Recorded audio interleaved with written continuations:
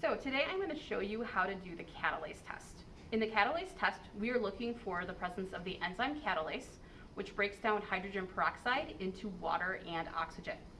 So if you have a positive catalase test, you will see bubbles. If you have a negative catalase test, you will see no bubbles. So to do this test, we're going to start by taking a bottle of 3% hydrogen peroxide, and we're going to put a drop on a slide. So I have two slides here, one for my positive and one for my negative. So you can see I have a drop of hydrogen peroxide on my slides. And now I'm going to use a toothpick to pick a colony off a plate, and we're going to smear our colony in the hydrogen peroxide. So you just pick one isolated colony off the plate, and now you just smear it in the peroxide. So if your organism is positive for catalase, you should see the formation of bubbles. So you can see the bubbles right here.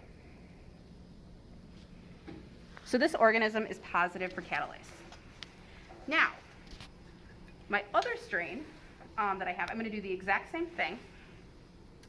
I'm going to pick up one isolated colony of bacteria, and I'm going to smear that colony in the hydrogen peroxide. So if your organism is negative for catalase, you're not going to see any bubbles forming. So we're going to be doing the oxidase test today. The oxidase test is testing for the presence of the enzyme cytochrome C oxidase, which is part of the electron transport chain in some bacteria. So the way we're going to be testing for cytochrome C oxidase is through the use of the electron donor DMPD. So basically DMPD is going to change color if cytochrome C oxidase is present.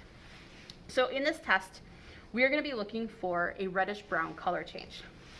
So to do this test, we are going to put a piece of paper towel down on the counter.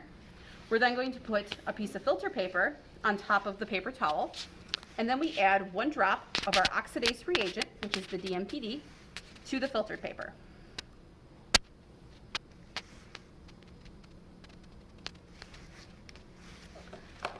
So now we are going to take one isolated colony off of our plate, and we are going to smear that colony in our oxidase reagent. So if your organism is positive for cytochrome C oxidase, you should see a red color change within 30 seconds. If your organism is negative for cytochrome C oxidase, we are not going to see any color change.